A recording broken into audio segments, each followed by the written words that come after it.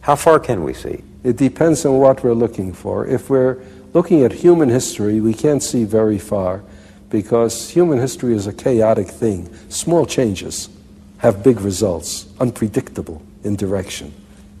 But if we're looking at something that is essentially simple, such as stars and galaxies and things like that, then it is possible to look far, far ahead.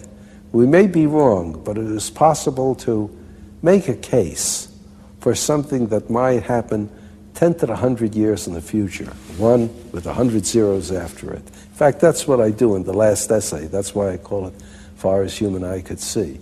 It comes from Locksley Hall by Tennyson, of course. Then I looked into the future far as human eye could see, saw the something of the other and the wonders yet to be, and so on. Learning really excites you, doesn't it? Oh yes, I think it's the actual process of broadening yourself, of knowing there's now a little extra facet of the universe you know about and can think about and can understand. It seems to me that when it's time to die, and that will come to all of us, there'd be a certain pleasure in thinking that you had utilized your life well, that you had learned as much as you could, gathered in as much as possible of the universe, and enjoyed it. I mean, there's only this one universe and only this one lifetime to try to grasp it. And while it is inconceivable that anyone can grasp more than a tiny portion of it, at least do that much. I mean, what a tragedy just to pass through and get nothing out of it. This passion for learning that you have. Yes. Can we have a revolution in learning? Yes, I think not only we can, but I think we're going to have to. As computers take over more and more of the work that human beings shouldn't be doing in the first place because it doesn't utilize their brain, it stultifies and bores them to death, there's going to be nothing left for human beings to do but the more creative types of endeavor.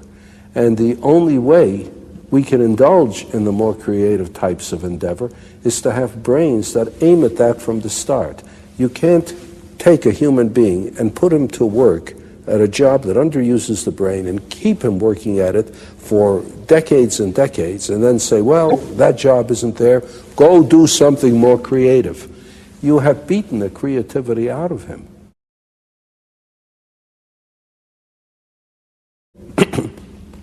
If instead of having mass education, as we now have, must have, with a curriculum, once we have outlets, computer outlets in every home, each of them hooked up to enormous libraries where anyone can ask any question and be given answers, be given reference material, be something you're interested in knowing. From an early age, however silly it might seem to someone else, that's what you're interested in. And you ask, and you can find out, and you can follow it up. And you can do it in your own home, at your own speed, in your own direction, in your own time. Then everyone will enjoy learning. Nowadays, what people call learning is forced on you, and everyone is forced to learn the same thing on the same day at the same speed in class. And everyone is different. For some it goes too fast, for some too slow, for some in the wrong direction. But give them a chance, in addition to school, I don't say we abolish school, but in addition to school, to follow up their own bent from the start. He's got to look forward to the fun in life, which is following his own bent. This revolution you're talking about, personal learning, it's not just for the young, is it? No, that's a good point. No, it's not just for the young. That's another trouble with education as we now have it. It is for the young, and people think of education as something that they can finish. And what's more, when they finish, that's a rite of passage into manhood. Real world. Right. I've finished with school. I'm no more a child. And therefore, anything that reminds you of school, reading books, having ideas, asking questions, that's kid stuff. Now you're an adult, you don't do that sort of thing anymore, you see? And in fact, like prison, the reward of school is getting out. Exactly. Kids begin to say, when you're getting out.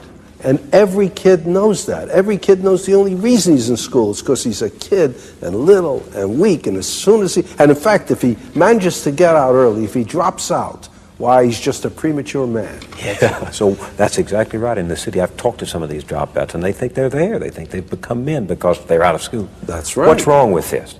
Well, what's wrong with it is you have everybody looking forward to no longer learning, and you make them ashamed afterwards of going back to learning. If you have something like this, then anyone, any age, can learn by himself, can continue to be interested. There's no reason then, if you enjoy learning, why you should stop at a given age. People don't stop things they enjoy doing just because they reach a certain age. They don't stop playing tennis just because they turn 40. They don't stop with sex just because they turn 40. They keep it up as long as they can if they enjoy it. And learning will be the same thing. The trouble with learning is most people don't enjoy it because of the circumstance.